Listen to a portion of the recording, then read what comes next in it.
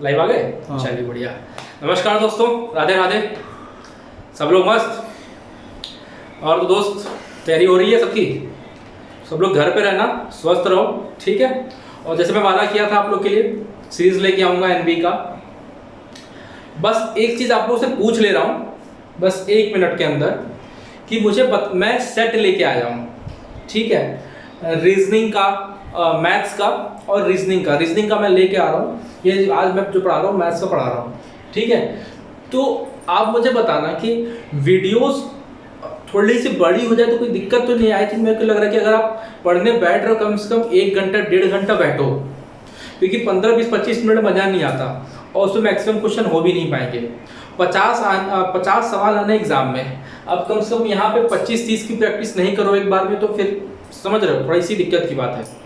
तो एटलीस्ट बैठ रहे हो तो तबियत से घंटा 1.5 घंटा दो यार, क्या दिक्कत है। जॉब लेनी तो खाली तो बैठे लॉकडाउन में, क्या दिक्कत है, ठीक है। तो जैसा रहे मुझे बता देना एक बार कमेंट करके कि लॉन्ग वीडियो में आप लोगों को कोई दिक्कत तो नहीं है, क्योंकि शॉर्ट वीडियोस में समय बहुत लग जाएगा पूरा करने में सिलेबस, ठीक है। और समय हम लोग पास बहुत कम है क्योंकि 1 महीने में एग्जाम है 30-35 दिन में, ठीक है। तो ज़्यादा बातचीत ना करते शुरू करते हैं, ठीक। आज मैं सेट लेके आया हूँ पूरा, अच्छे से सवाल है। सेट में क्या है ना कि आसान क्वेश्चन भी है, हार्ड क्वेश्चन भी है, मीडियम लेवल का क्वेश्चन भी है। हर प्रकार के क्वेश्चन है, हर टॉपिक से। हाँ, कभी कभी कोई सेट आसान भी मिलेगा आप लोग को, जैसे आज का सेट मेरे हिसाब से आसान है कि थोड़ा सा डरो मत, डरना नहीं, ठीक। और कभी कभी सेट में हार्ड भी लेके आऊंगा, क्योंकि मैं ऐसा कोई पॉइंट नहीं छोड़ना चाहता कि एग्जाम में आ जाए और आप लोग को दिक्कत हो जाए। तो हर तरीके से, मतलब हर एंगल में आप लोग मैं घुमा दूं कि कहीं से भी कुछ भी आ जाए, आप पढ़ ले जाओ, ठीक है। चलो अब ये आते हैं, अपना पहला सवाल है। हाँ दोस्त देखो, सवाल मैं इंग्लिश में लिख रहा हूँ। मैंने आप लोगों को बताया था कि पेपर इंग्लिश में भी आ सकता है। मैंने सोचा कि प्रैक्टिस ही इंग्लिश में करवाओ सबको, तो जो बच्चा है वो उसका मतलब पूरा अच्छे से समझ जाएगा, फेवरेबल हो जाएगा उसके लिए, ठीक है। तो दिक्कत नहीं होगी। हिंदी में मैं सवाल जरूर बोल दूंगा, मैं हिंदी में सवाल मैं बोल दूंगा। और आप लोग के मैं पूरी शीट बना रहा हूँ, ऐसा नहीं, मैं पूरी शीट बना रहा हूँ आप लोग के लिए, ठीक है। मैं हिंदी में सवाल बोल दूंगा और इंग्लिश में सवाल लिख दूंगा, ठीक है। तो ये अपना पहला सवाल है। सवाल ये है, सवाल आसान है, ठीक। सवाल क्या दिया हुआ है? The sum of 3 consecutive numbers each divisible by 5 is 25. The largest among them is, option में दे रहा हूं आपका, ऑप्शन में यहां लिख दे रहा हूं 85, 75। ऑप्शन में यहां लिख दे रहा हूं, जैसे आप लोग को देख लो, लगाओ पहले 75 बी 85 सी 70 और डी ऑप्शन में आपको दे रहा हूं 85 80, ठीक है। ये हो गया। इसमें से आप लोग को बताना है, हिंदी में सवाल बोल दे रहा हूं कि 5 से विभाज्य 3 क्रमागत प्राकृतिक संख्याओं का योग 225 है, ठीक है। उनमें सबसे बड़ी संख्या कौन सी है, ये अपना है। यार देखो, मैं आप लोगों को टॉपिक पढ़ा नहीं सकता, तो मैं ये मान के चल रहा हूं कि कुछ ना कुछ तो जानते होंगे। जहां मुझे जरूरत लगेगा वहां मैं बेसिक बता दूंगा पक्का, ठीक है। तो मैं मान के चल रहा हूं तो आप लोग कुछ ना कुछ तो जानते ही होंगे, ऑब्वियस सी बात है यार। अब देखो यहां लिखा है sum of 3 consecutive natural numbers. Natural number सबको पता है 1 से शुरू होता है और इन्फिनिटी तक, इनफाइनाइट। और कंसेक्यूटिव मतलब समझ रहे हो, क्रमागत मतलब 2 नंबर का डिफरेंस सेम होना चाहिए, जैसे 2 4 6 या 3 5 7 या 11 13 15, ऐसे। ये क्रमागत संख्या है, या स्क्वायर में भी होता है, क्यूब में भी होता है, ऐसा कुछ, ठीक है। तो इसको कैसे करते हैं देखो, अब हमसे बोला the sum of 3 consecutive natural numbers each divisible by 5। वो हर नंबर 5 से डिविजिबल होना चाहिए और उनका सम कितना है 2 to 5, ठीक। अब मेरी यहां बात समझो, मान लो कि वो नंबर x है। यहां मानना पड़ रहा है, साले में मानता नहीं क्योंकि इससे आप लोग का समझ में आ जाएगा, ठीक है। एकदम आसान तरीका यहाँ पे x यूज लग रहा है, इसलिए मैं आप लोगों को बता रहा हूं, ठीक। मान लेते हैं वो नंबर x है। ठीक, एक नंबर जब 5 से कोई नंबर डिवाइड हो, जैसे 5, जैसे 10 नंबर हो गया, जो 10 है वो 5 से होता है डिवाइड, 5 भी 5 से होता है डिवाइड, और 15 भी 5 से होता है डिवाइड, तो क्या हो गया, कंसेक्यूटिव हो गया। ठीक है, तो मान लिया कि एक नंबर x है और एक x - 5 होगा, तो ये 5 से कटेगा, ये भी 5 से कटेगा, और मैं एक नंबर और मान लिया, क्या, x + 5, ये वो नंबर जो 5 से कट रहा है, और ये नंबर है जो x - 5 और x + 5। ठीक, अब बोला कि इनका सम 225 है। अब मैं इनको सम कर रहा हूं, x - 5 यहां पे देख रहा, x + 5, इसका सम मुझे दिया हुआ है कितना, 225। इसका सम मुझे कितना दिया हुआ है, 225। इस 5 से ये 5 खत्म, हमारे पास कितना आ गया, 3x = 225, 3x = 225, और 1 2 3, ठीक है, और एक हमारे पास आ गया, फिर x की वैल्यू कितनी आ जाएगी हमारे पास, 175।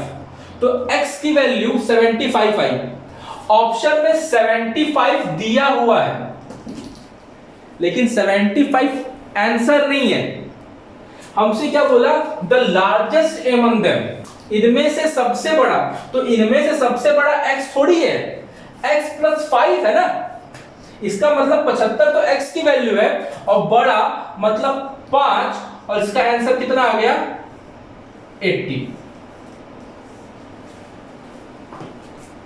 समझ गए, ये चीज है कि 75 ला के खुश होकर मार मत देना, अरे टीसीएस में पहला नंबर, एक नंबर तो मेरा श्योर हो गया ना बेटा, जोश जोश में हो जाता है। 3 घंटे का पेपर, इसलिए समय देकर समझना। ठीक, इसलिए मैं अभी बहुत धीरे धीरे समझा रहा हूं, मेरी ये स्पीड है नहीं, मैं थोड़ा सा तेजी समझाता हूं, बट मैं ये शुरू कर रहा हूं तो थोड़ा धीरे धीरे समझा रहा हूं। ठीक है, समझना, x की वैल्यू 75 अभी आई है, लेकिन बोला कि बताओ सबसे बड़ा कौन सा है भाई, तो सबसे बड़ा 75 थोड़ी है, मुझे +5 भी करना है यहाँ पर, तो 75 + 5 80, और ये रहा भैया अपना आंसर। समझ गए, बुझ गया, अब इसको फटाक से लिख लो। ठीक है, फिर आगे बढ़ते हैं।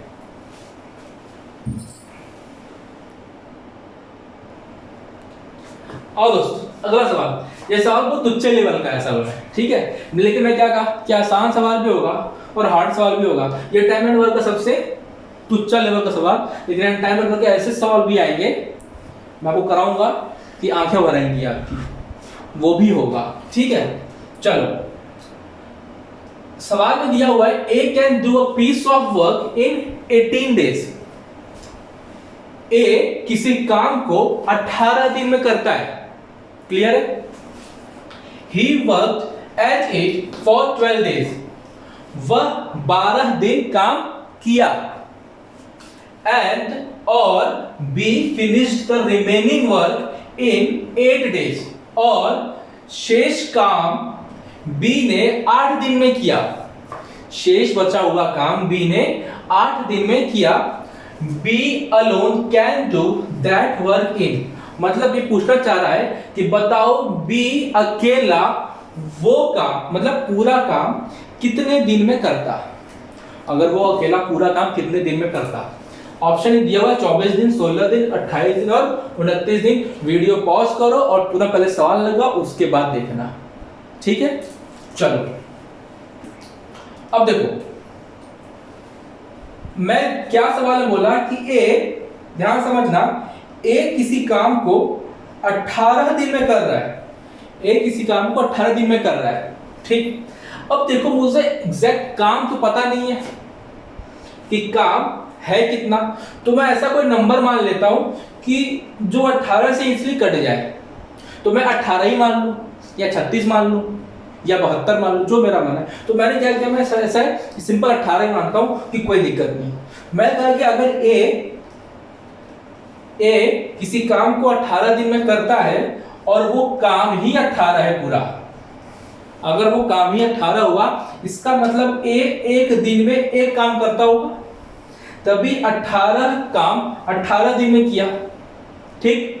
फिर वो बोल रहा है कि 12 दिन बाद, सिर्फ उसने 12 दिन काम किया, मतलब टोटल काम था 18 और ए ने 12 काम किया, वो एक दिन में एक काम कर रहा है, इसका मतलब वो 12 दिन काम किया तो 12 काम हो गया, काम बचा कितना 6। अब वो बोल रहा है कि बचा हुआ काम, शेष काम बी ने किया, बचा हुआ काम कितना 6, करेगा कौन बी, कितने दिन में किया, कितने दिन में किया 8 दिन में किया, बचा काम कितना 6, किया कितने दिन में 8 दिन में। अगर मैं बी की एफिशिएंसी निकालूं तो 2 3 जा 6 और 2 4 जा 8, 3/4 की उसकी एफिशिएंसी है, ठीक। अब मैंने बोला कि उसने पूछा कि बताओ बी अकेला उस काम को कितने दिन में करेगा, मैं बोला भैया काम देखो है 18, करना किसको है बी को, बी की एफिशिएंसी कितनी है 3/4, डिवाइड करूंगा 3/4 तो ऊपर चला जाएगा, इंटू करने के बाद 18 4/3, इसका मतलब अब मैंने इसको काटा तो 3 6 जा और टोटल कितना आ गया 24 डेज। क्लियर, समझ में आया। ये इधर जो होता है ना भाई वो एफिशिएंसी होती है। मैं जब टाइम एंड वर्क की जो मैं सीरीज में चल रही है, अब टाइम एंड वर्क पढ़ाऊंगा भी, ठीक है। जिसको बेसिक जानना हो उसमें पढ़ लेना जरूर से। मैं भी मान के चल रहा हूँ कि आपको बेसिक आता है, क्योंकि समय नहीं है अभी अपने पास एक एक चीज बताने का, फिर भी मैं बहुत धीरे धीरे समझा रहा हूँ उसको, फिर भी मैं बता रहा हूँ कि मान के चलो कि जैसे उसने बोला कि भाई 18 दिन में काम कर रहे हैं, तो 18 काम मैंने मान लिया काम कितना 18, अगर 18 काम था 18 दिन में कर रहा है, इसका मतलब एक दिन में एक काम कर रहा होगा वो, तो 18 यहां पर हो गया।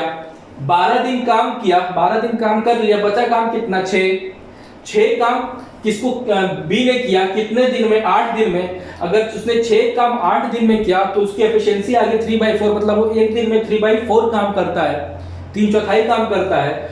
फिर करना काम, अब टोटल काम है कितना 18, बोला कि अगर इसकी इतनी एफिशिएंसी है तो बताओ इस पूरे काम को कितने दिन में करेगा। तो मैंने कहा भाई 18 3/4 कर लो, डिवाइडेड बाय 3/4 इंटू करोगे 4/3 काट दो 24, ठीक। एकदम आसानी से बता रहा हूं आपको, समझा रहा हूं, ठीक है। तो अभी धीरे धीरे हम लोग अपनी स्पीड बढ़ाएंगे, धीरे धीरे, ठीक है। अभी थोड़ा सा आप लोग मेरे को पहचान जाओ, जान जाओ कि कैसे हम लोग सीखेंगे, कैसे मैं आप लोग को सिखाऊंगा, ठीक है। फिर स्पीड पकड़ना तो, और मैं अपने आप को लिमिट पे नहीं बांधूंगा कि मैं आप लोगों को सिर्फ 5 सेट कराऊंगा या 10 सेट कराऊंगा या 15। आपके एग्जाम तक, चाहे वो एग्जाम पोस्टपोन भी हो तो जब तक नहीं होगा मैं तब तक कराऊंगा, चाहे जो जितना भी सेट हो जाए, चाहे अगर मुझे 100 सेट भी कराने पड़े तो भी मैं कराऊंगा, ठीक है। हाँ, अभी स्पीड कोर्स भी निकल गया है एनबी का, पता ही होगा, ठीक है। तो पेड कोर्स के चक्कर में मत पड़ो यार, क्यों पैसा खर्चा कर रहे हो, वैसे इतना महंगा फॉर्म है इसका, चुप मार के यहाँ पढ़ो। और ऐसा चीज बता दूंगा वो कोई नहीं बता पाएगा, जो चीज मैं यहाँ करवा दे रहा हूँ, ठीक है। इससे बाहर पेपर नहीं आएगा, ठीक है। इसको नोट कर लो, लिख लो, फिर हम लोग अगला सवाल करते हैं। और दोस्तों अगला सवाल देखते हैं। सवाल ये भी तो ऊंचाई लेवल का है, फिर भी ठीक है, प्रॉफिट लॉस का सवाल है।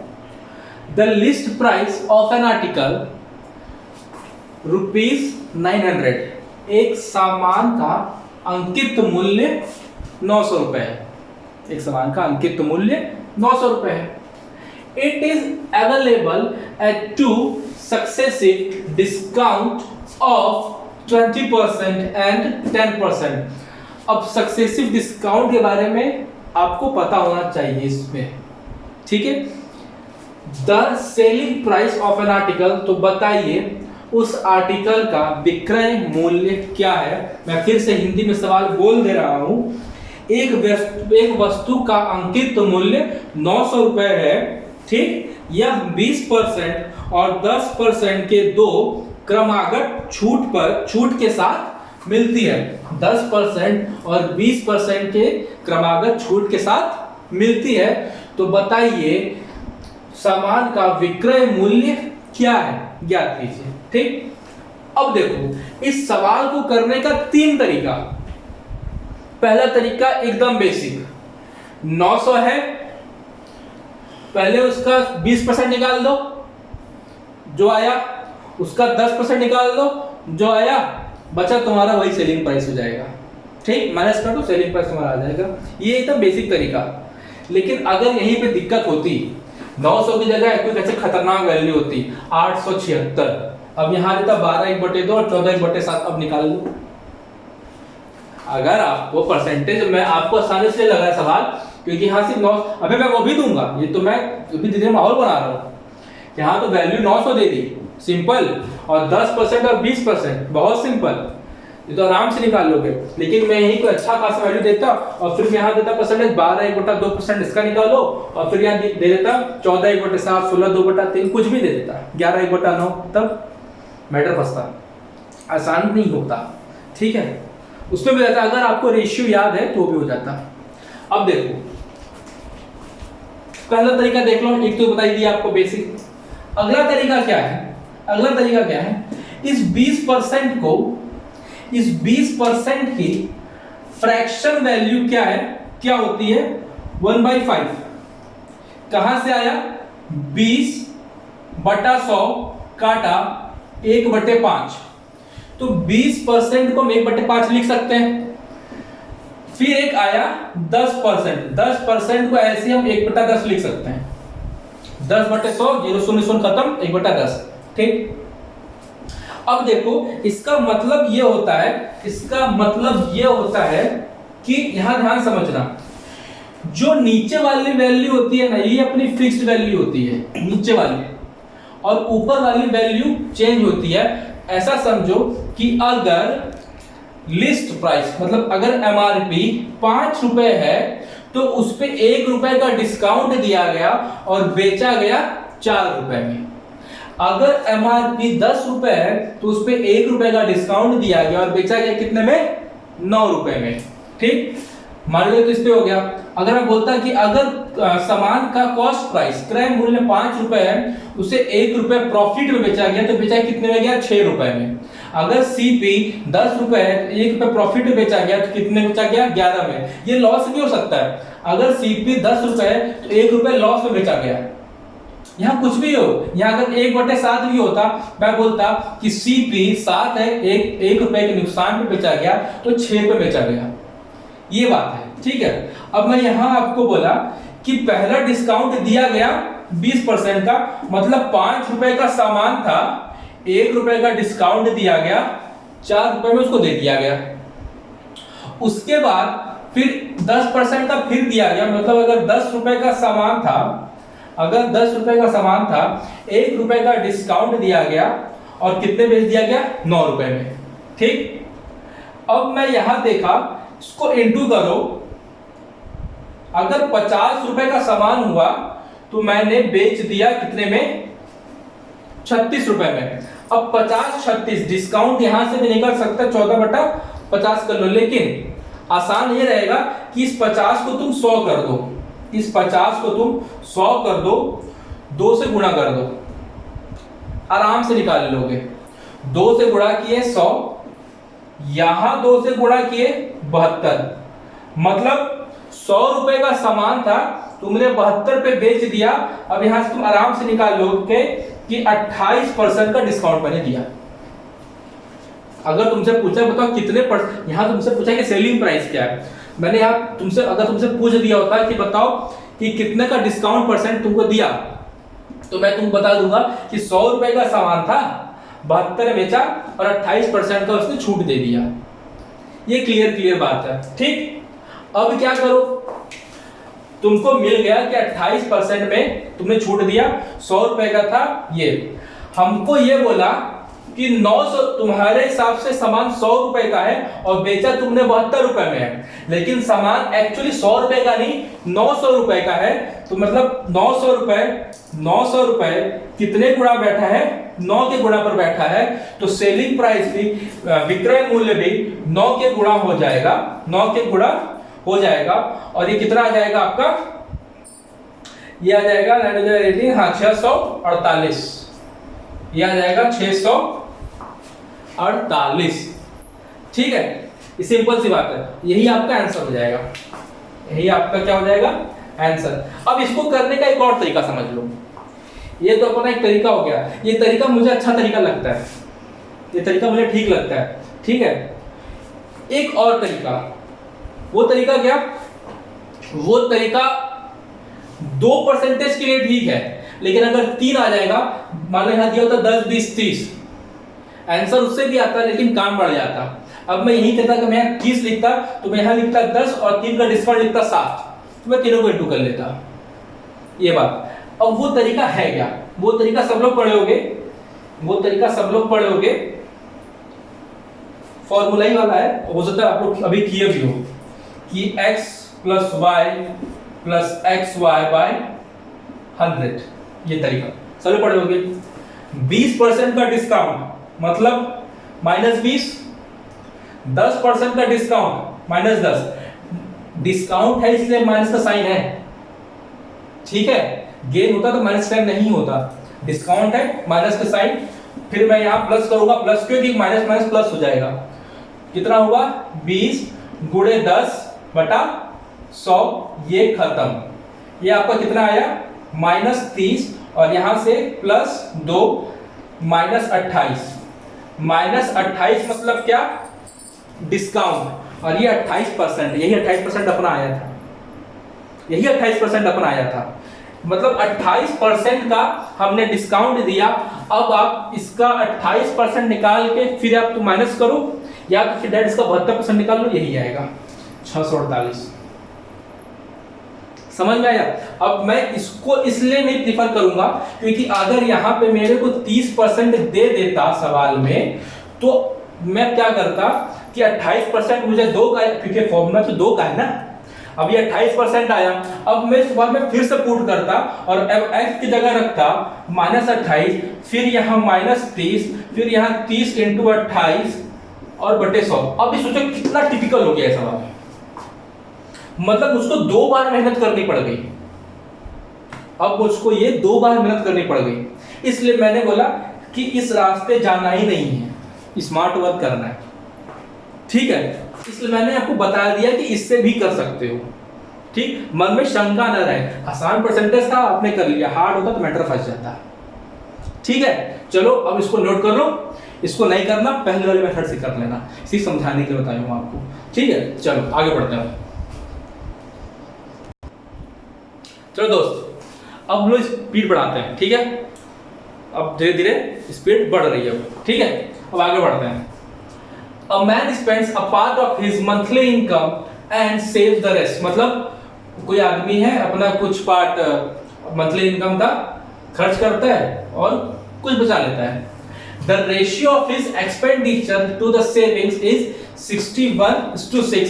यहाँ मेरी बात, अच्छा मैं हिंदी आपको मैं बोल दे रहा हूँ कि उसके व्यय और बचत का अनुपात क्रमशः 61:6 है, ठीक है। यदि उसकी मासिक आय 8,710 रुपए है तो उसकी मासिक बचत की राशि कितनी है, मासिक बचत की राशि कितनी है। अब तुमको पता है, अगर ये सवाल मुझे मिलता तो मैं मतलब आंख बंद करता और मारता 780। पूछो कैसे? ऐसे कि मुझको यहां पता है कि देखो एक्सपेंडिचर और सेविंग का रेशियो 61:6 में है, तो जो वैल्यू होगी, जो पैसा, अच्छा ये क्वेश्चन मेरा बनाया हुआ नहीं है, याद रखना, क्वेश्चन एग्जाम में आया हुआ है, ठीक है। मैं मैक्सिमम एग्जाम को अच्छे से कुछ एग्जाम को कवर किया हूं और कुछ मेरे अपने भी हैं, ठीक है, इसलिए बता रहा हूं कि अब देखो कि उसने सेविंग किया 6 रेशियो में और एक्सपेंड किया 61 रेशियो में। 6 रेशियो में उसने सेविंग किया, मतलब जो नंबर यहां पर होगा वो 6 से जरूर कटता होगा। 6 रेशियो में है ना, तो मतलब जो नंबर, भाई मैं 6 रेशियो है, मतलब जो भी मैं मल्टीप्लाई करूंगा 6 इंटू में जाएगा, 6 इंटू में जाएगा, वही ना आएगा, ठीक है। इसका मतलब वो नंबर 6 से जरूर कटता है। अब देखो यहां 0 0 0 0 सब में है, तो मैं 1 सेकंड के लिए 0 0 हटा दूं। 87 6 से कटता है? नहीं। 69 कटता है? नहीं। 98 कटता है नहीं, 78 कटता है, हाँ ये आंसर है, खत्म। ठीक, मतलब इतना काम हम नहीं सोचना है, डेवलप करना है। अभी मैं जब मैं रेशियो के जब मैं क्लासेस लिया हूं उसमें देखना, ऑप्शन से कहानी खत्म कर दे रहा हूं। वही चीज जहां रेशियो समझ में आया वहां तो मैं खेल कर दूंगा, मजा आ जाएगा आप लोग को। रेशियो मिलते ही खेल हो जाएगा क्वेश्चन के साथ, उस क्वेश्चन को पता नहीं चलेगा उसका गेम हो गया, समझ रहे हो? मैं क्या देखा 6 का रेशियो, अच्छा ठीक है कर लो, मारो सीधे आंसर, समझे? ये मेरा बनाया सवाल नहीं है, क्वेश्चन पेपर में आया हुआ है, इसलिए मैं आपको दिया है यहाँ पर। ठीक, अब इसको समझते हैं ये कैसे है। अब इसको समझते हैं कैसे। अगर समझो मेरी बात, अगर 61 रुपए खर्चा कर रहा है, 6 रुपए बचा रहा है, तो उसकी इनकम 67 रुपए हो जाएगी। 67 रुपए उसकी इनकम है, लेकिन वो बोल रहा है इनकम 67 रुपए नहीं है, इनकम है कितना 8710 रुपए। कितने गुणा पर है? 130 के गुणा पर है, 130 के गुणा पर है। मैंने कैसे देखा? मैं देखा कि 67 100 से मैं करूंगा लगभग 6000 ऐसे चला जाएगा। ठीक, फिर मैं 3 टाइम देखा 180, ठीक है, मैं समझ गया कि मेरा ये लमसम इतने गुणा पर हो जाएगा, और 0 0 तो मैं कैलकुलेट कर लेना, समझ लेना। मैं भी कैलकुलेटिंग सीरीज में लेके आऊंगा इसको, आपको इतना सफिशिएंट टाइम है, आप इसको डिवाइड कर लो। लेकिन मैं देख लिया, अब मैं थोड़ा सा स्पीड आ रहा हूँ, समझा रहा हूँ आप लोगों को, इसलिए मैं थोड़ा सा कैलकुलेशन पार्ट पे भी नहीं जा रहा हूँ। ठीक है, कहोगे तो मैं कैलकुलेशन की एक सीरीज लाके दे दूंगा आप लोगों को, बेहतरीन वाली। मैं देखा यहाँ पे 130 गुना, हमसे क्या पूछा है? मंथली सेविंग बताओ, तो 6 रेशियो में तो ये भी 130 गुना, और आंसर कितना आ गया? 780 रुपए, खत्म। अब मैं यही चीज आपको समझा रहा था कि जो भी वैल्यू आएगी वो 6 के रेशियो में आएगी। मैंने 6 इंटू 130 किया, इसका मतलब 6 इसमें बैठा हुआ है। तो मैं देखा से कौन सी वैल्यू है तो 6 से कटती है, तो यही वैल्यू 6 से कट रही है। देखो 13 इंटू 6 78, 13 इंटू 6 78 हुआ है, समझ गए? मैंने इसको आंसर मार दिया, कहानी खत्म। ऐसे करना है हम लोगों को। ठीक है, अब आगे बढ़ते हैं। आओ दोस्तों, अब आगे बढ़ते हैं तेजी से। ठीक है, अगला सवाल है, an article was sold at ₹950 allowing 5% discount और mark price, the mark price of an article is. Hindi में सवाल बोल देता हूं, एक वस्तु अंकित मूल्य पर 5% की छूट देकर 950 में बेच दी जाती है, तो वस्तु का अंकित मूल्य क्या है? बहुत ही वाहियात सवाल, बहुत ही वाहियात सवाल। 5% मतलब कितना? 5/100 मतलब कितना? 1/20 मतलब कितना? कि 20 रुपए का सामान को हमने 19 रुपए में बेचा, लेकिन सामान को हमने 19 में नहीं बेचा है, कितने में बेचा है? 950 रुपए में। तो कितने के गुणा पर हो गया? 50 के गुणा पर हो गया। पिछले सवाल में यही किया था, 50 गुणा मतलब 950 डिवाइडेड बाई 19 करोगे तो 50 ही आएगा। 19 5 का 95 और 1 0, 50 गुणा, तो ये भी 50 गुणा। आंसर कितना आ गया? 1000। आंसर कितना आ गया? 1000। ठीक है, तुम इतना कर रहे हो, मैं इतना नहीं करता। मैं देखता कि जो भी वैल्यू है वो 20 के मल्टीपल पर है। क्वेश्चन में कोई भी सवाल 20 के मल्टीपल पे नहीं है, सिर्फ 2 को छोड़कर, एक 960 और एक 1000। ठीक है, और कोई सवाल 20 के मल्टीपल पे नहीं है तो हम लोग को ऐसे करना पड़ता। ठीक है, तो आप 1000 आंसर मार देते। ठीक है, चलो ये अपना आंसर है। ठीक, अब चलो आगे बढ़ते हैं। उम्मीद करता समझ में आ गया होगा आप लोगों को। ठीक है, चलो। और दोस्तों, ये है टाइम एंड डिस्टेंस का सबसे तुच्छ लेवल का सवाल, कर लेते हैं इसको। और टाइम एंड डिस्टेंस का तो मैं आपको अभी शीट में ही ऐसे सवाल कराऊंगा तो मजा आ जाएगा। ठीक है, the time taken by a train 160 metre long running at speed of 72 kilometre per hour in crossing an electric pole. मतलब सिंपल बात यह है कि ट्रेन की लेंथ है 160 मीटर, उसका स्पीड दिया हुआ है 72 किलोमीटर प्रति घंटा, और पूछ रहा है कि बताओ एक बिजली का खंभा है, उसको कितने देर में क्रॉस करेगा। सिंपल बात ये है। ठीक है, अब देखो ये मीटर में है, ये मीटर में है, ये किलोमीटर पर आवर में है, तो मैं इसको मीटर पर सेकंड में इसलिए करूंगा कि टाइम भी सेकंड में ही दिया हुआ है। तो 72 किलोमीटर पर आवर को मैं 20 मीटर पर सेकंड कर सकता हूं। कैसे? 72 गुणे 5/18, 18 चौक 72, 4 पंजे 20, खत्म। 20 मीटर पर सेकंड ऐसी स्पीड से पकड़ना है।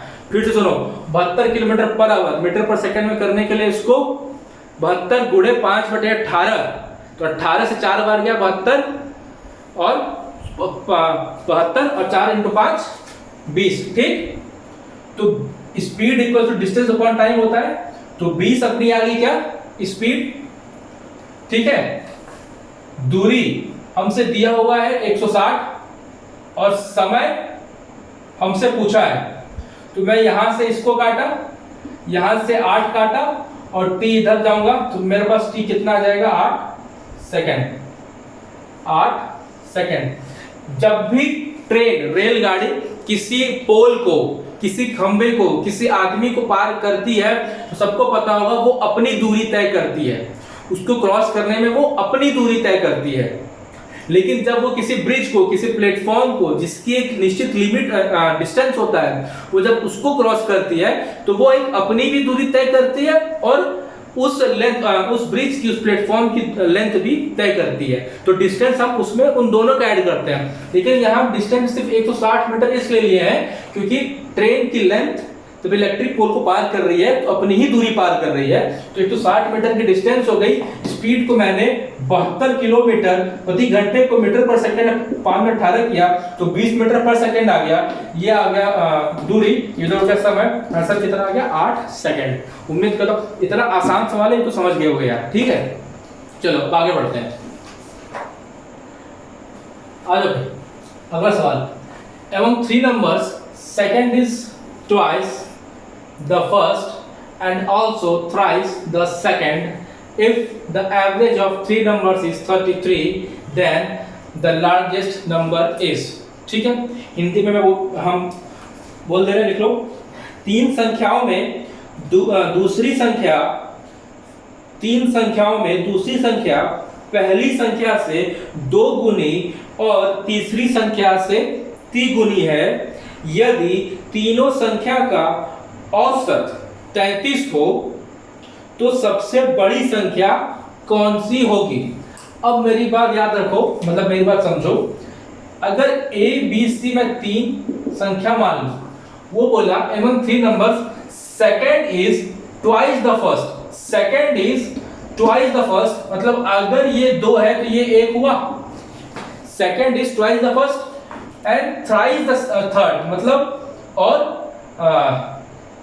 थर्ड के 3 गुना है, मतलब अगर ये 3 है तो ये 1 हुआ। अगर ये 1 है तो ये 3, देखिए यही लिखा भाई, among 3 numbers second is the twice, second is the twice the first and thrice the third और thrice the third। ठीक, अब मेरे को रेशियो लेना है, तो मैं रेशियो टॉपिक में हम लोग पढ़ाया था कि जब भी रेशियो सॉल्व करना हो तो इसको 2 इधर कर दो, इसको 3 इधर कर दो, तो रेशियो हमको मिल जाएगा कितना 3 6 2 का।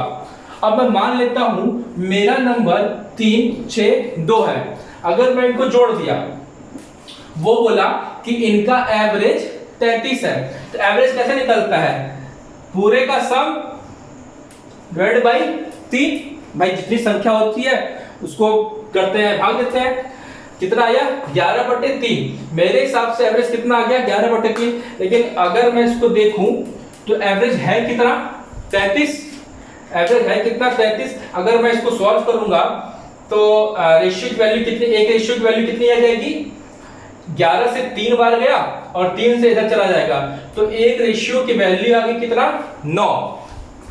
एक रेशियो की वैल्यू 11/3 आया, 11/3 एवरेज 33। एक रेशियो का मैं मान निकालूं कितना आया 9। ये देखो 3 और 3 3 जा 9, तो रेशियो मेरा 1 का आ गया 9। एक नंबर अब मेरा कितना हो जाएगा 9। हमसे क्या बोला, देन द लार्जेस्ट नंबर 3 6 2 में लार्जेस्ट कौन सा है, 3 6 2 में लार्जेस्ट कौन सा है, लार्जेस्ट है 6 रेशियो। तो 6 रेशियो को मैं 9 से गुणा करूंगा तो आंसर मेरा कितना आ जाएगा 54। समझे, नहीं समझ में आया।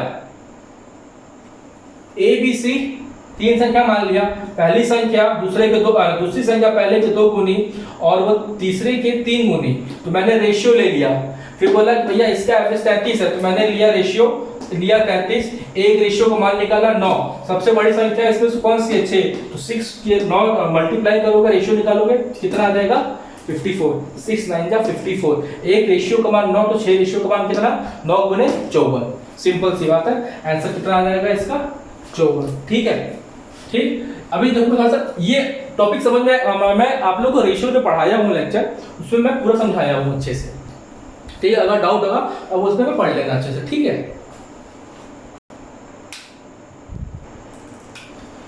भाई इसको समझ रहे हो ना, ये मैंने कैसे किया है। मैं यहाँ क्या किया हूँ, 11/3 जो रेशियो आई है उसकी वैल्यू कितना दिया हुआ है, 11/3 रेशियो जो एवरेज है उसकी वैल्यू दिया हुआ 33। तो मेरे को अगर एक रेशियो का मान निकालना होगा तो मैं इसको क्या करूंगा, 33 यहाँ दिया हुआ है, ये 3 ऊपर जाएगा, 3 ऊपर 11 नीचे, ठीक है। 11 को मैंने 3 काटा तो एक रेशियो का मान आ गया 9। यही मैं यहाँ डायरेक्ट से काट लिया 11 से 3 और इधर, क्योंकि मुझे पता है कि ये नीचे आएगा तो काटेगा, मैंने इसको यहीं से यहीं काट लिया, समझ गए। तो बस मैंने वही काम किया। अब यही चीज ना देखो दिमाग में करना है ज्यादा से ज्यादा, और इस चीज को दिमाग में करो, ठीक है। चलो अब आगे बढ़ते हैं। और दोस्त अगला सवाल, आगे बढ़ते हैं तेजी से। A box weights 8.5 kg when full of sand and weighs 5.5 kg when it is half filled with sand. Weight of the empty box is, Hindi में सुन लो, कोई बक्सा जब रेत से भरा जाता है तो उसका वजन 8.5 किलो होता है। जब वो आधा भरा होता है तो उसका वजन 5.5 किलोग्राम हो जाता है। तो खाली बक्से का वजन बताइए। बहुत ही सिंपल सा सवाल। अगर कोई बक्सा आधा पूरा भर रहे हो तो 8.5, आधा कर दिए, आधा भरे तो मतलब 5.5, मतलब तुमने 3 किलो निकाला तब वो आधा हो गया, आधा हो गया मतलब तुमने आधा होगा, तुमने 3 किलो निकाला। इसका मतलब तुम आधा और निकालोगे, मतलब तुम आधा और निकाले तो 3 किलो और निकाले, तो मतलब तुमने पूरा निकाले तो खाली हो जाएगा 6, 5.5 में से 3 किलो और निकला तो बचा कितना, 2.5। यही तुम्हारा आंसर है, खत्म, सिंपल सी बात, ठीक है। 3 किलो आधा, 3 किलो आधा, पूरा 6 किलो निकालो 8.5 से, 5.5 आंसर खत्म, ठीक है। आजो मेरे भाई अगला सवाल करते हैं, ठीक है। If a sum of rupees 12,500 is invested for 1 year at 12% per annum interest being compounded semi-annually, यहाँ ध्यान से पढ़ना, semi-annually लिखा हुआ है, then the interest earned is, ठीक है, ये अपना रुपए दिया है ऑप्शन में। हिंदी में पढ़ लो एक बार। यदि 12,500 की राशि को 12% वार्षिक दर से 1 वर्ष के लिए निवेश किया जाए और ब्याज को अर्धवार्षिक रूप से संयोजित किया जाए तो कितना ब्याज मिलेगा, सिंपल सी बात। अब मेरी यहां तुम बात सुन लो। सेमी एनुअली का मतलब समझ रहे हो ना, हाफ ईयरली मतलब आधा आधा, ठीक है। सेमी एनुअली होता है, क्वार्टरली होता है, मतलब 3-3 महीने के 4 भाग, क्वार्टरली मतलब 4, तो 12 महीने 4 करो, 3। सेमी एनुअली मतलब हाफ ईयरली मतलब 6। अब याद रखना, अगर जितना परसेंटेज, ये 12% पर एनम 1 साल का है, अगर आपसे ये हाफ ईयरली बोला है तो ये परसेंटेज भी हाफ ईयरली हो जाएगा, मतलब 6 महीना आधा आधा आप उसको बांट दोगे तो परसेंटेज भी आधा हो जाएगा, मतलब 6% लगेगा, समझ गए। क्वार्टर होता तो इसका भी मैं 4 कर देता, 3% कर देता, वही चीज। अब देखो तो मेरी बात यहाँ पे समझो, मेरी यहाँ पे क्या है कि अगर 12,500 रुपए प्रिंसिपल दिया है, 12,500 रुपए प्रिंसिपल दिया है, पहला साल दूसरा साल, पहले साल देखो, दूसरा साल तो समझ रहे हो, मैंने 2 भाग बांट दिया, एक ही साल में 2 भाग बांट दिया, 6 महीना, ठीक, तो 1 साल हो जाएगा। तो पहले 6 महीने में 6% लगेगा, तो पहले 6 महीने का 6%, पहले 6 महीने का 6%, तो 100% में 100 से 100 खत्म, और 125 गुणे 6 कितना हो जाएगा, 125 गुणे 6 हो जाएगा आपका 250, 500 और 750, 750, ठीक। ये भी 750, तो ये भी 6%, ये भी 750, ये भी 750। लेकिन अगले 6 महीने, अगले जो 6 महीने रहेगा, कंपाउंड इंटरेस्ट की बात हो रही है, तो तुमको पता होगा कि इस पे भी ब्याज लगता है, चक्रवृद्धि ब्याज में ब्याज पे भी ब्याज लगता है, तो तुम इसका भी 6% निकालोगे, तो इसका 6% निकालोगे तो कितना आ जाएगा, ये 1 0 से ये 1 0 खत्म हो गया, ठीक। और 5 2 जा 10 और 15 बचे 75 और 2 3 जा मतलब 5 तिया 45। तो इसका अरे हाँ 15 तिया 45। तो इस ब्याज का मुझे कितना मिला ब्याज 45 रुपए। तो पूछा बताइए कि पूरा इंटरेस्ट पूरा ब्याज कितना हुआ। तो पहले मुझे मिला 750 रुपए, यहाँ 750 750 1500 और 45 1545 आंसर। ठीक 750 750 1500 और इस ब्याज का ये इसको हटा मत देना भाई। पहले 6 महीने का ब्याज अगले 6 महीने का ब्याज। अगर सिंपल इंटरेस्ट होता तो सिर्फ मैं इतना लेता, लेकिन ये कंपाउंडेड है। चक्रवृद्धि ब्याज में ब्याज पे भी ब्याज लगता है, इसलिए मैंने इसको हटाया और इस ब्याज पे मैंने ब्याज जोड़ दिया। अगर यहाँ तीसरा वर्ष भी होता, यहाँ एक और पार्ट भी होता, तो मैं उसमें इसका भी ब्याज लेता, इसका भी ब्याज लेता, इसका तो ब्याज लूंगा ही लूंगा और इस ब्याज पे भी ब्याज लेता। समझ रहे हो? वो सब सवाल मैं करूंगा, परेशान नहीं होना, ठीक है? हर प्रकार का सवाल आएगा। चलो आगे बढ़ते हैं। आजा भाई अगला सवाल। The rate of interest per annum at which the total simple interest of a certain capital for 1 year is equal to the total simple interest of the same capital at the rate of 5% for 2 year age। देखने में कितना खतरनाक सवाल लग रहा है ना ये, कि भैया मन से निकल रहा है कहना क्या चाह रहे हो, वो यही मन से निकल रहा होगा, तो मतलब बताओ कहना क्या चाह रहे हो। ठीक है, तो हम उसका हिंदी आपको बता दे रहे हैं कि हम क्या कहना चाह रहे हैं। यदि किसी धनराशि का 1 वर्ष का कुल साधारण ब्याज, यदि किसी धनराशि का 1 वर्ष का कुल साधारण ब्याज उसी धनराशि के 5% वार्षिक की दर पर 5% वार्षिक की दर पर 2 वर्षों के कुल साधारण ब्याज के बराबर है। 5% की वार्षिक दर पर 2 वर्षों के लिए 2 वर्षों के कुल साधारण ब्याज के बराबर है, तो पहले ब्याज की दर कितनी होगी? तो जो पहला ब्याज है उसकी दर कितनी होगी, ये सिंपल हमसे पूछा है।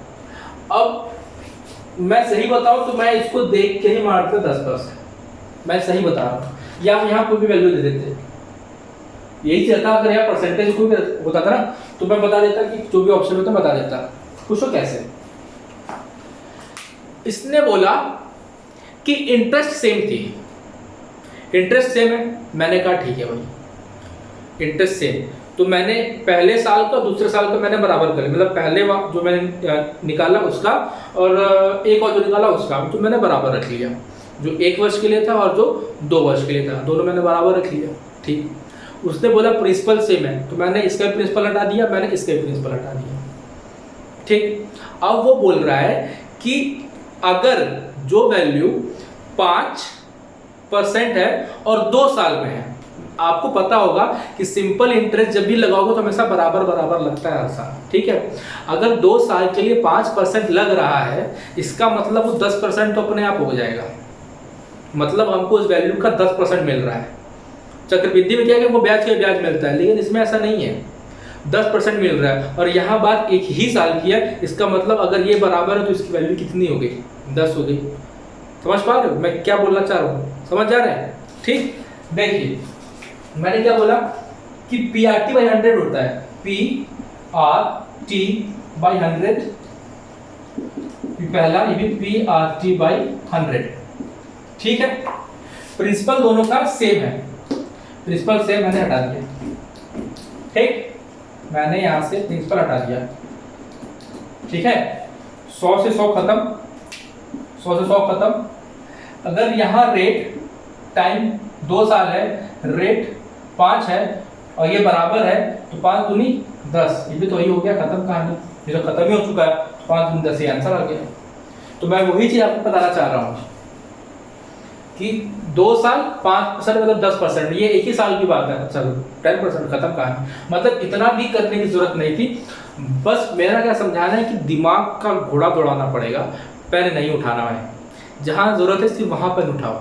ठीक है, बाकी दिमाग को दौड़ाओ कि कैसे इसको बिना पेन उठाए किया जा सकता है।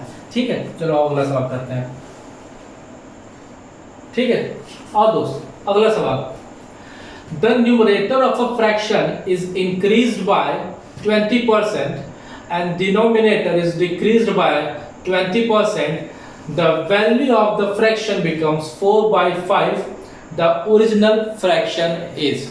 हिंदी में मैं बोल दे रहा हूं आप लोग को, एक भिन्न के अंश में 20% की वृद्धि कर दी गई।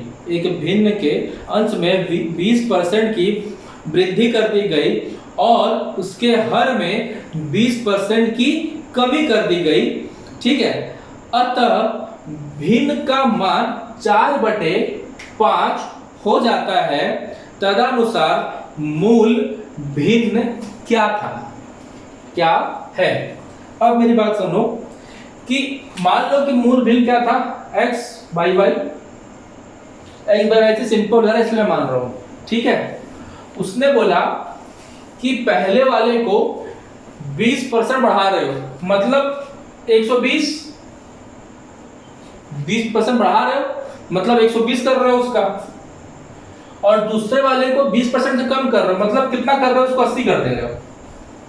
ठीक, और जो नंबर ज्ञात हो रहा है वो कितना आ रहा है, 4/5, और ओरिजिनल तो x/y ही है। मैं क्या करूंगा, इसको सॉल्व कर लूंगा। इस 0 से ये 0 खत्म हो जाएगा, बोलो ये हो जाएगा आपका 4/3, ये जाएगा आपका 4/3 और 8 उधर चला जाएगा तो x/y की वैल्यू हो जाएगी 8 उधर, 8/15। यही अपना आंसर। सिंपल सवाल, समझना था। इसमें कुछ वैल्यू मानने की जरूरत नहीं है आप लोगों को, डायरेक्ट भैया ना भाई, दो नंबर है। ठीक है, x/y मान लेते हैं, इसको बढ़ा रहा है 20% मतलब 120, इसको बढ़ा रहा है घटा रहा है 20% मतलब 80, 0 0 खत्म, फ्रैक्शन हो रहा है कितना, 4/5। मैंने कहा थोड़ा सा स्पीड लाना है, गति लाना है करने की। ठीक है, अभी लोग बहुत स्लो चल रहे थे क्योंकि मैं समझा रहा था। अब जब मैं आगे वालों को पढ़ाऊंगा ना बहुत तेजी से धीरे धीरे करूंगा। ठीक है, आज क्वेश्चन देखो इस सेट पे कम हो रहे हैं धीरे धीरे, लेकिन अब आगे ऐसा नहीं होगा, अब तो तेजी से बढ़ेंगे हम लोग। ठीक है, देखो चलो आ जाओ दोस्त, अगला सवाल देखते हैं। सवाल अच्छा है, लिखा है 3 containers with the capacity of 10 liter each contains milk and water in the container are ratio 2:1, 3:1 or 3:2 respectively. If quantity of all the containers is poured into another container, then what will be the ratio of milk and water in the new mixture। मतलब simple सी बात है, कहने की बात यह है कि 3 container लिया गया है। ठीक है, तीनों में दूध और पानी का अनुपात है। एक में दूध पानी का अनुपात है 2:1, एक में अनुपात है दूध और पानी का 3:1, एक में अनुपात है 3:2 का। चौथा कंटेनर लिया गया और इन तीनों को उसमें डाल दिया गया एक साथ मिला के। अब पूछा है जब हमने दूध डाल दिया तो चौथे कंटेनर में दूध और पानी का क्या अनुपात है, इतना हमसे पूछा है। ठीक, अब सुनो मेरी बात, मिल्क और वाटर का जो रेशियो है 2:1 पहले कंटेनर का, दूसरे कंटेनर का 3:1, तीसरे कंटेनर का 3:2। ठीक, मतलब पहले कंटेनर में मिल्क 2 लीटर था, पानी 1 लीटर, मैं मान लिया, तो पहला कंटेनर हो गया अपना 3 लीटर का। दूसरे कंटेनर में मैंने देखा कि दूध 3 लीटर है और पानी 1 लीटर है, तो ये कंटेनर हो गया अपना 4 लीटर का। अब मैंने बोला तीसरे कंटेनर में दूध 3 लीटर है, पानी 2 लीटर है, तो ये कंटेनर हो गया अपना 5 लीटर का। ठीक, ये अभी तक सिंपल सी बात थी, लेकिन पहला लाइन ध्यान से पढ़ो, उसके साफ साफ लिखा है 3 containers with the capacity of 10 litre each. मतलब ये हमको बताना चाहता है कि तीनों कंटेनर की जो क्षमता है, जो कैपेसिटी है वो सेम है, 10 लीटर ईच, मतलब तीनों जो कंटेनर है उसकी कैपेसिटी क्षमता सेम है। अब मेरे हिसाब से क्षमता अलग अलग है, पहले की 3 है, दूसरे की 4 है, तीसरे की 5 है, तो मुझे क्षमता बराबर करना पड़ेगा। अब मैं क्षमता बराबर कैसे करूंगा, यहाँ 3 है तो मैं यहाँ गुणे 4 और यहाँ गुणे 5 कर देता हूँ, इसी वैल्यू को इधर गुणे 4 और गुणे 5, सॉरी यहाँ 4 है ना, तो यहाँ गुणे 3 और गुणे 5 कर दिया। अब यहाँ 5 की बात है तो गुणे 3 और गुणे 4। अब मैं यहाँ भी क्यों, तो मैं यहाँ भी करूंगा, इसका मतलब जब मैं मिल्क और वाटर का रेशियो लूंगा तो 20 गुणे 2, 20 गुणे 2 कितना, 80 और 20, ठीक, क्लियर बात। 15 गुणे 3 45 और इधर 15,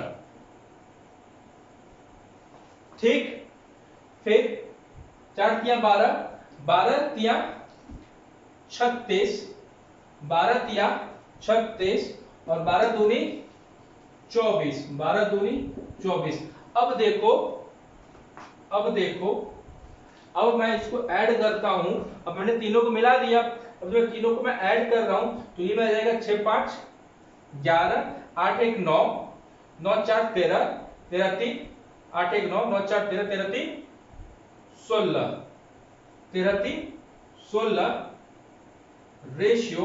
अब मैंने इसको ऐड करूंगा 5 4 9, 2 2 4 1 5, 100, 161, 161। वेट वेट वेट दोस्त, यहां पे ना 5 चौक 20, 20 दूनी 40 होगा, 20 दूनी 40, 5 चौक 20, 20 दूनी 40 और मैं यहां 40 घटा दो तो ये कितना जाएगा आपका 121, ठीक है। 1 to 1, 1 to 1 is to 59, simple, ठीक।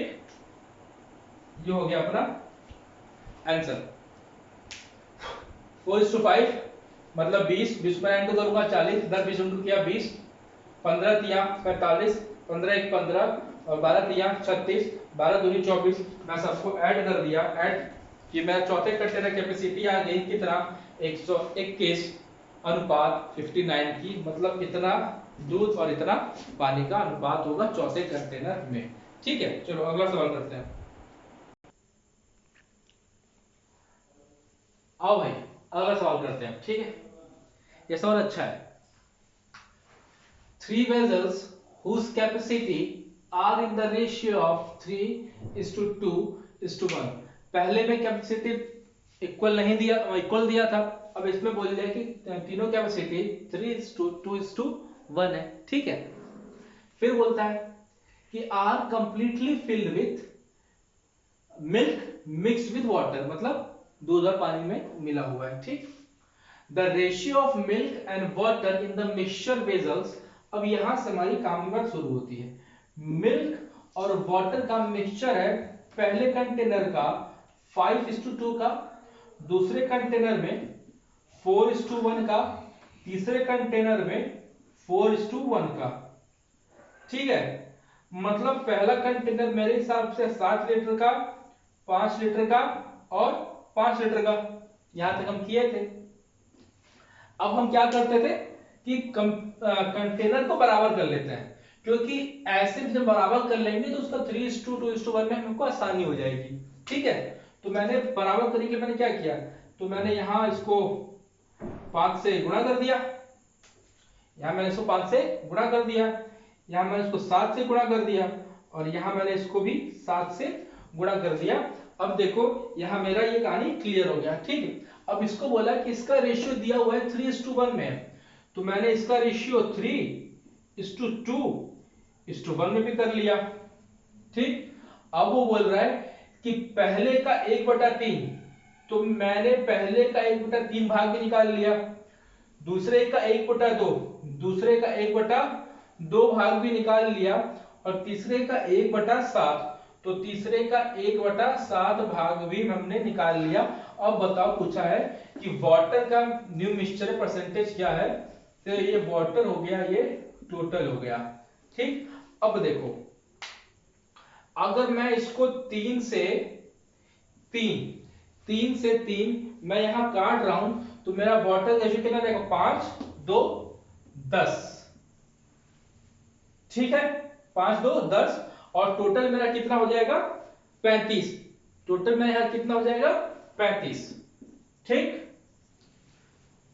इसमें 2 से 2 खत्म और इधर जाएगा 7, इधर भी 7, ठीक। और कंटेनर का मिक्सचर कितना 35, ठीक है। फिर लास्ट में आते हैं थर्ड कंटेनर में, यहाँ 7 से 7 खत्म, और यहाँ 7 से 7 खत्म हो गया, ठीक है। और इधर आपका फिर बच गया कितना 1, ठीक।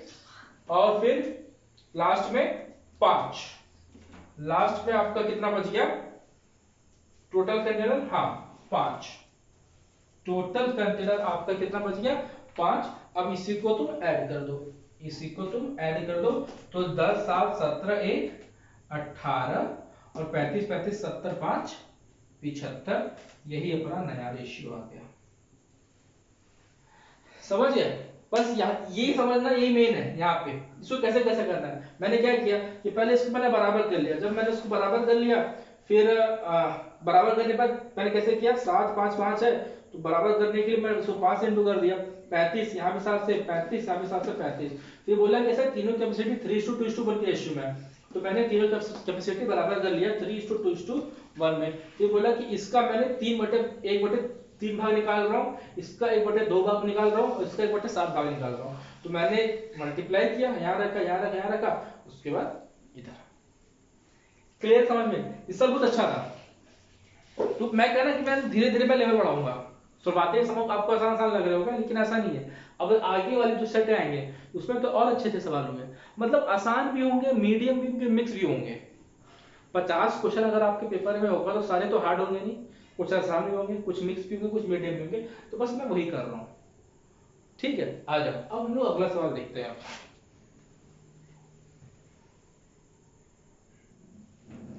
आ जाओ दोस्त, ये अपना अगला सवाल है, ठीक है।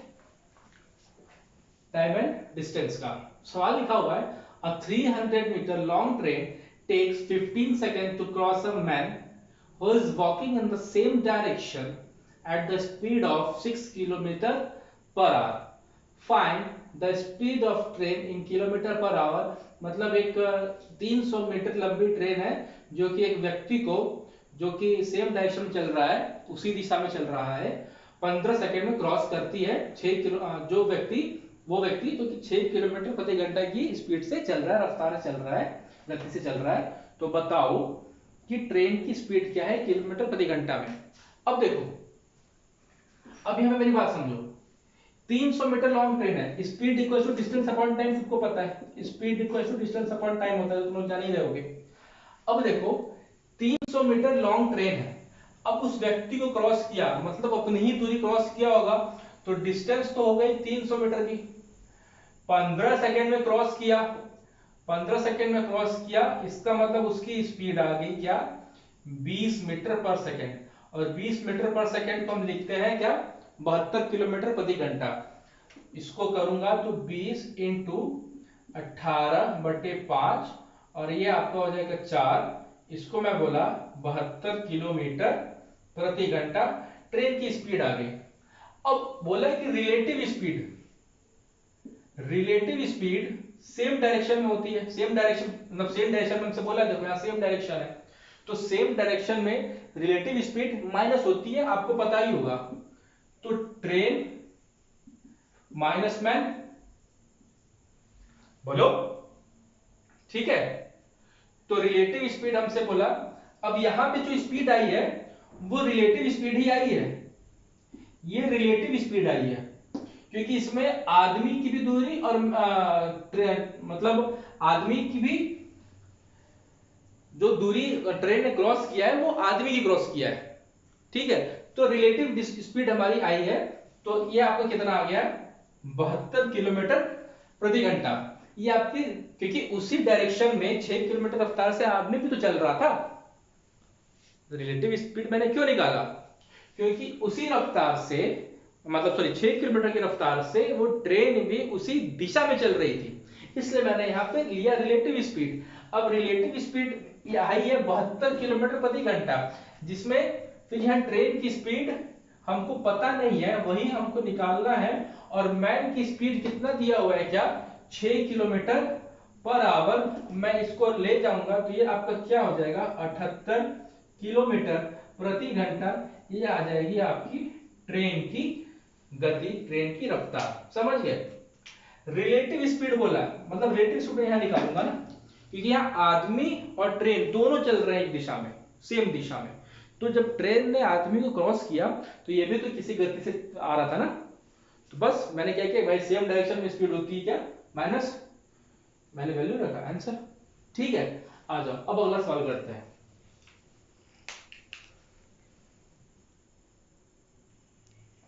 आ जाओ दोस्तों, अच्छा सवाल है, ठीक है। अगर ट्रिक पता है, तरीका, तो 5 सेकंड में हो जाएगा, नहीं तो आंखें भर आएंगी। हाँ ठीक है, आ जाओ सवाल देखते हैं। A train takes 11 second and 10 second respectively to cross two men who are walking in the same direction at the speed of 5 km and 4 km per hour respectively. Find the speed of the train.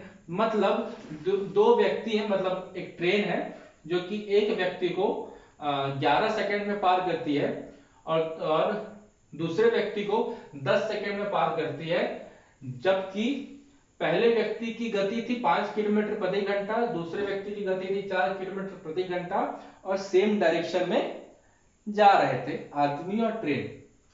अब exam में आएगा तो कैसे करना है, 11 11 गुणे 5 55 और 10 10 गुणे 4 40 और आंसर कितना आ जाएगा आपका 15। आंसर कितना आ जाएगा आपका 15 किलोमीटर प्रति घंटा। ये दुआ करने का तरीका, मतलब कुछ मत करना, एक ये क्या लेना 11 सेकंड पहले का टाइम, पहले आदमी की स्पीड, फिर दूसरा टाइम दूसरे आदमी की स्पीड, दोनों को कर देना माइनस, दोनों को कर देना माइनस, यहां पे रखना, दोनों को कर देना माइनस। लेकिन जब ये सेम डायरेक्शन की यहां जब बात हो, ये सेम डायरेक्शन, अभी मैं 2 सवाल करूंगा इस पे, इसी कॉन्सेप्ट पे, आपको जो डाउट एक बनेगा ना वो मैं क्लियर करूंगा आपको जस्ट, ठीक है। मैं शॉर्टकट बता रहा हूं आपको कैसे करना, फिर इसका बेसिक बताऊंगा। 11 5 55 10 4 40, मैंने माइनस किया 15 किलोमीटर प्रति घंटा। ये तो अपना करने का तरीका तो एग्जाम में कैसे करना है जब कहानियां सेम डायरेक्शन की हो, ठीक है। अब आओ हम लोग इसका पहले बेसिक समझते हैं, हम लोग इसका क्या बेसिक समझते हैं, ठीक है। चलो अब बेसिक देखते हैं कि भाई ये कैसे आया, तभी कहानी क्लियर होगी, ठीक, तभी कहानी क्लियर होगी। अब आओ अपने उसी रास्ते में जमाने पे, कि मान लो let the speed of train is x kilometer per hour, let the speed of the train is x kilometer per hour, और पहले आदमी की स्पीड थी और फर्स्ट मैन की जो स्पीड है वो है हमारी कितना 5 kilometre per our, 5 kilometre per our. तो अगर मैं रिलेटिव स्पीड निकालूंगा सेम डायरेक्शन में है तो ये हो जाएगी आपकी x minus 5 kilometre per our.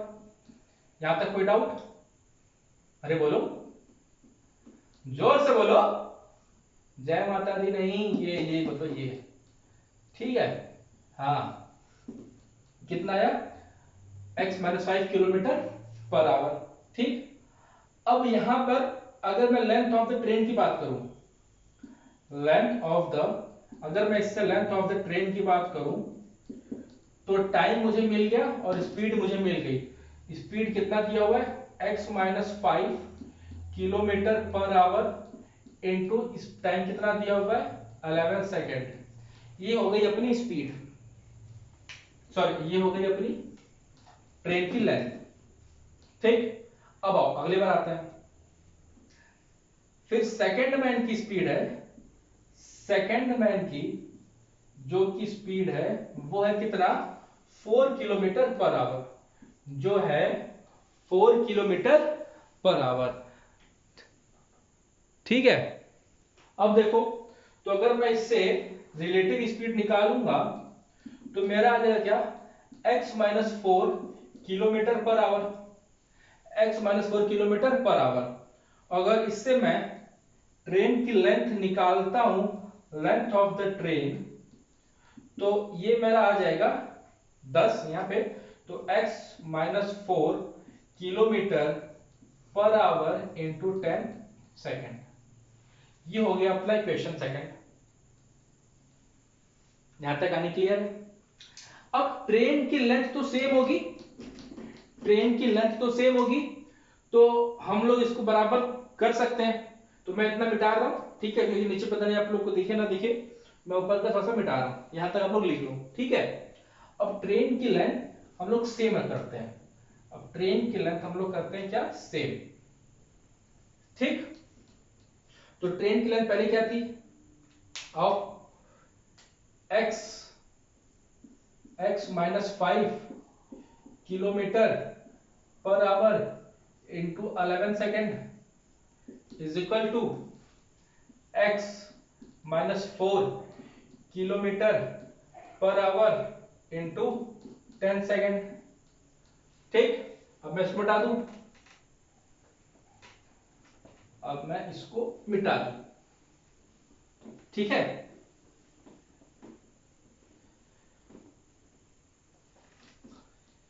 तो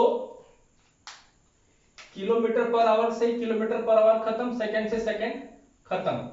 अब ये हमारा बचा 11x, ये हमारा बचा 11x minus 55 equals to 10x minus 44। 10 को मैं इधर लाया तो 11x minus 10x, 11x minus 10x इधर चला जाएगा, कितना जाएगा आपका, माइनस 44 प्लस प्लस 55, सॉरी 44 नहीं, यहां पे 40, ठीक है। तो माइनस, तो हमारे पास 1 इंटू एक्स की वैल्यू कितनी आ गई, 15। तो x की वैल्यू कितनी आ गई, 15/1 इक्वल्स टू 15, आंसर। समझ गए? तो मैंने यही काम किया कि यूनिट से यूनिट देखो यहां कैंसिल हो गई, तो मैंने देखा कि अच्छा यूनिट से यूनिट जब कैंसिल हो रही है और लास्ट में इंटू ही हो रहा है, इंटू क्या हो रहा है कि इन दोनों का 55 और 40 ही आ रहा है। 55 कहां से आ रहा है, 11 इंटू 5 कर रहा हूं और यहां 10 इंटू 4 कर रहा हूं, तो लास्ट में इनका माइनस ही यहां पे हो रहा है और कुछ नहीं हो रहा। अब यहां पर एक बात जरूर गौर करना, जो कि नेक्स्ट क्वेश्चन में मैं क्लियर करूंगा आपका, कि यहां पर मैंने 1 लिखा हुआ है, यहां मैंने 1 लिखा हुआ है, मैं डायरेक्ट x लिख सकता था, और यहां भी मैंने 1 दिखाया है। तो ये 1 मैंने ये मतलब माना कि मैं थोड़ा सा इतना वो कि आपको 1 लिख के दिखा रहा हूं, आपको नहीं पता है, जरूर पता होगा, लेकिन कुछ रीजन है, यहां 1 और यहां 1। ये 1 का कारण ये है क्योंकि इसका डिफरेंस 1 है, इसका डिफरेंस 1 है। अगर यहां डिफरेंस 2 होता तो यहां फिर 2 होता। समझे मेरी बात? इसलिए मैं यहां दिखाना चाह रहा हूं कि यहां डिफरेंस का भी खेल है। जैसे में हम लोग अगला सवाल करते हैं, और हम लोग एक अगला सवाल करते हैं, ठीक है, कि मान लो ये हो जाएगा आपका क्वेश्चन नंबर 15, ये हो जाएगा आपका क्वेश्चन नंबर 15, 15 नहीं 16, ठीक, क्वेश्चन नंबर 16, और यहाँ टाइम हो गया आपका 12 सेकंड, ठीक, मान लो, और यहाँ का डिफरेंस कितना हो गया, 2, डिफरेंस कितना हो गया, 2, और कहानी अभी भी हम क्या करते हैं, ये रखते हैं, ठीक है।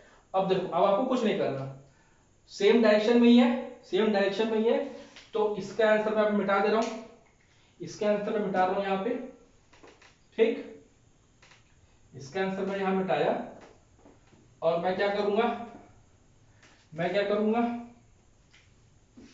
कि 12 पंजे 60, 12 पंजे 60 और 10 चौक 40, डिफरेंस कितना आया, 20। यहां माइनस में किया तो 20, ठीक, अभी सेम डायरेक्शन की बात हो रही है और इन दोनों का डिफरेंस कितना है 2, तो मेरा आंसर कितना आ गया 10।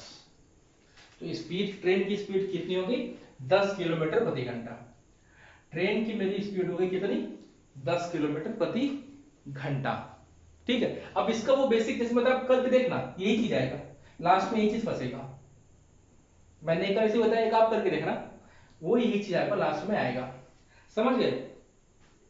जैसे मैं आपको एक सवाल और करा दूं जिसमें आपका अलग अलग हो जाए। ठीक, आ जाओ।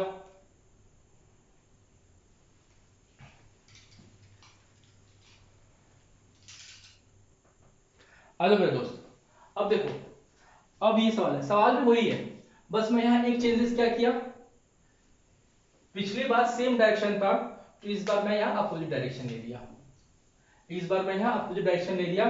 तरीका अब भी वही, 10 इंटू 5 करोगे कितना आएगा 55, और 11 इंटू 4 करोगे कितना आएगा 44, 10 सॉरी 55 नहीं 50। ठीक है, 10 इंटू 5 50 और 11 इंटू 4 44, तो आपका आंसर कितना आ जाएगा -6 kilometre per our. Opposite case में ये भी अपोजिट। अब मेरी बात एक नोटिस करना कि जब भी सेम डायरेक्शन की बात हो, दोनों सेम डायरेक्शन में हो और दोनों अपोजिट डायरेक्शन में हो, तो हमेशा माइनस होगा। जब भी सेम डायरेक्शन में हो, जैसे मैं आपको बेसिक देख लो इसका, अगर इसका लास्ट में ये ऑप्शन बचेगा 10 इंटू सेम डायरेक्शन में है, सॉरी अपोजिट डायरेक्शन में, तो इधर प्लस होगा x plus 5 is equal to 11 into x plus 4, kilometre per hour cancel, second second cancel, तो लास्ट वाला क्या बचेगा 10x plus 50 equals to 11x plus 44। ये इधर चला जाएगा, ये इधर आ जाएगा, तो हमारे पास कितना बचा 50 minus 44 equals to 11x minus 10x, तो x का मान हमारा कितना आ जाएगा 6 किलोमीटर पर आवर।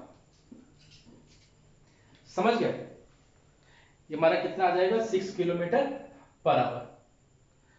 तो दो केस में बता दिया, एक अपोजिट एक सेम बता दिया, एक अपोजिट बता दिया, लेकिन मुद्दा एक सेम और एक अपोजिट वो भी तो हो सकता है। पहले में क्या था कि दोनों सेम था, अब क्या है कि दोनों अपोजिट है, लेकिन एक अपोजिट और एक सेम दोनों हो सकता है ना।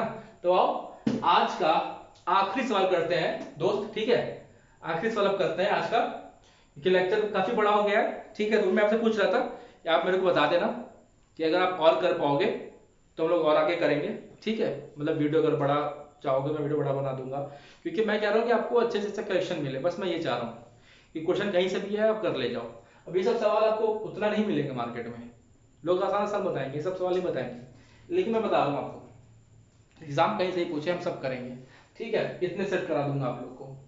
तो अब इसको नोट कर लो, इसका बेसिक कर लो, और फिर एक आखिरी सवाल करते हैं हम लोग आज का। आ जाओ मेरे भाई, आज का आखिरी सवाल। ठीक है, उम्मीद करता हूं हम लोग क्लास अच्छी लग रही होगी मेरे दोस्त। आ जाओ आखिरी सवाल करते हैं, फिर लास्ट में 1 मिनट की बातचीत करते हैं आप लोग से भी। अ ट्रेन टेक्स, ये क्वेश्चन नंबर 17 है, ये है क्वेश्चन नंबर 17। ठीक है, मैं 20 का टारगेट बनाया था बट क्लास 20 लंबी हो रही थी, तो ज्यादा आगे इतना ही करते हैं।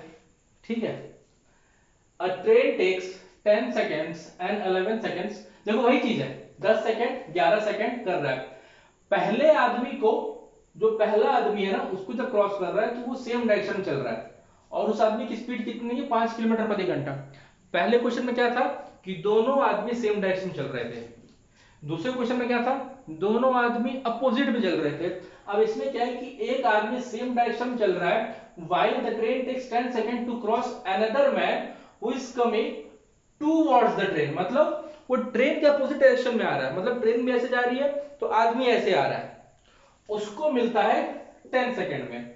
भाई वही तरीका है, बस कुछ मत करना, 11 गुणे 5 55, ये हो गया अपना अपोजिट डायरेक्शन का, ठीक है। और ये हो गया, सॉरी ये हो गया अपना सेम डायरेक्शन का, पहला वाला, पहला हो गया अपना सेम डायरेक्शन का, और दूसरा वाला हो गया अपना अपोजिट डायरेक्शन का। तो वो कितना है 10 इंटू 4, 10 इंटू 4 कितना 40।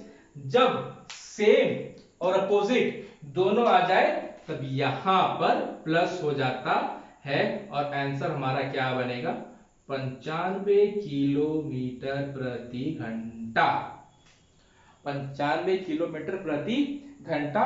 इसका बेसिक देखना है तो देख लो, स्टार्टिंग का तो आप लोग कर ही लोगे, लास्ट का समझो। टाइम कितना है 11 सेकेंड, इनटू सेम डायरेक्शन में तो x माइनस 5 हो जाएगा, वो बराबर हो जाएगा किसके 10 सेकेंड, और इनका लेंथ हो जाएगा कितना x प्लस 4, क्योंकि सेम डायरेक्शन में आ रहा है ना स्पीड, तो स्पीड हो जाएगी कितनी आपकी x प्लस 4, लेंथ हमने सेम कर लिया, तो अब यह आ जाएगा आपका 11x minus 55 equals to 10x plus 40, तो 11x minus 10x equals to 40 plus 55, तो 1 इंटू एक्स इक्वल्स टू 95, तो x इक्वल्स टू 95/1, तो x इक्वल्स टू 95 किलोमीटर प्रति घंटा। यहां भी 1 का खेल तो समझ ही रहे हो जो मैंने आपको समझाया था, यहां भी 1 का खेल तो आप समझ ही रहे होगे जो मैंने आपको समझाया था, ठीक है। और ये हो गया अपना आंसर, ठीक है दोस्त। तो आज के लिए इतना ही रखते हैं, ठीक है। आगे बढ़ते हैं, कैसा रहेगा मुझे बताना, कैसा लगा आप लोग को, कमेंट लाइक सब्सक्राइब प्लीज कर देना चैनल को, ठीक है। तो और एक चीज जो अब मैं आप लोग शुरुआत में बोला था कि क्लास आपको छोटी छोटी चाहिए, या आज तो 17 क्वेश्चन हुआ, मेरा टारगेट 20-25 क्वेश्चन का था, बट क्लास ऐसे मुझे लगा काफी बड़ी हो रही है, तो मुझे आप लोग बता देना, ठीक है। और इससे बेहतरीन मिलते हैं सवाल, कुछ आसान आसान क्वेश्चन भी थे शुरुआत में, और शुरुआत में मैंने काफी आपको धीरे धीरे समझाया बेसिक से एकदम आराम से, तो सोचा इसमें थोड़ा टाइम लग गया हो, बट कोई बात नहीं, अब जब उठाए हैं तो नौकरी लेके ही सब लोग दम लेंगे, ठीक है। तो हार नहीं मानना, साथ बनाए रखना, सब कुछ अच्छा होगा सबके साथ, ठीक है। तो आज के लिए इतना ही, मस्त रहिए, घर में रहिए, खुश रहिए, चलो tata bye bye, Radhe Radhe.